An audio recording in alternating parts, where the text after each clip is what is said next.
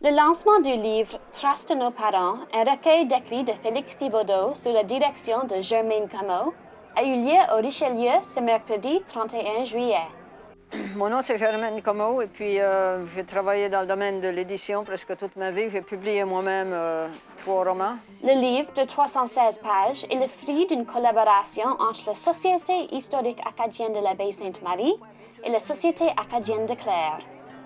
Le travail de récupération des notes de Félix a été entrepris par Raymond Leblanc, qui est décédé avant de l'achever. Il présente une collection de notes et d'écrits de Félix Thibaudot, décédé il y a 15 ans, ainsi que des photos et des coutumes locales. Je pense que c'est un livre qui sauve une histoire que personne d'autre a écrit. Et quand vous allez le feuilleter, vous allez voir, il y a tellement de petits détails là-dedans. Je suis sûre que j'emmène des journées de la fille qui faisait tout, mais elle a fait un excellent travail et on est vraiment contente d'elle. Et c'est un précieux livre pour la communauté.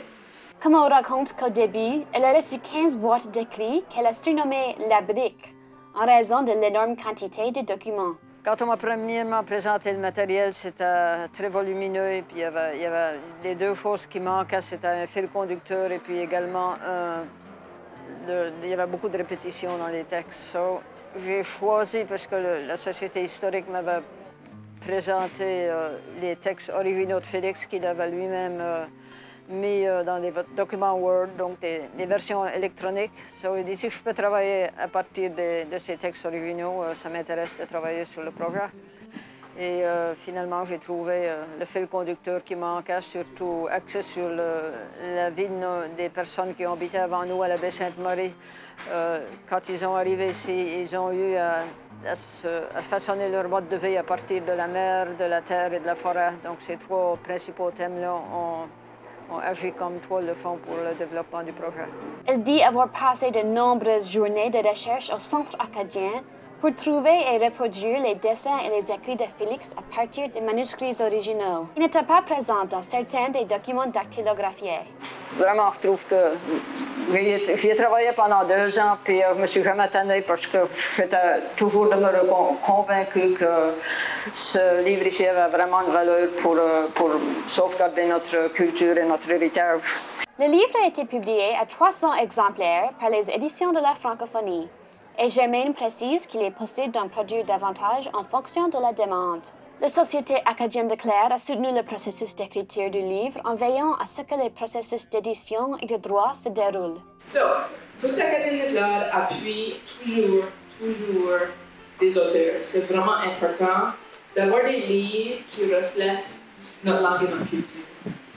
Écrire des livres, c'est long, c'est beaucoup de travail, c'est cher.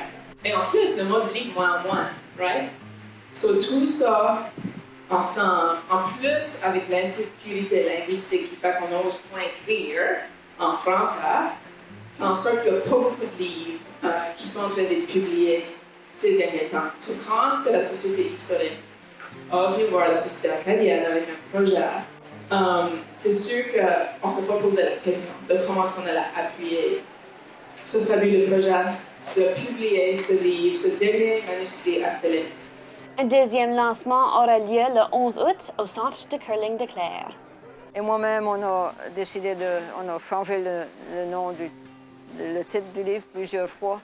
Et on s'est arrêté sur Traces de nos parents parce que c'est les parents et les grands-parents, les cousins, les cousines, toutes les personnes acadiennes qui nous ont précédés. Le livre représente le travail qu'ils ont accompli pour nous autres.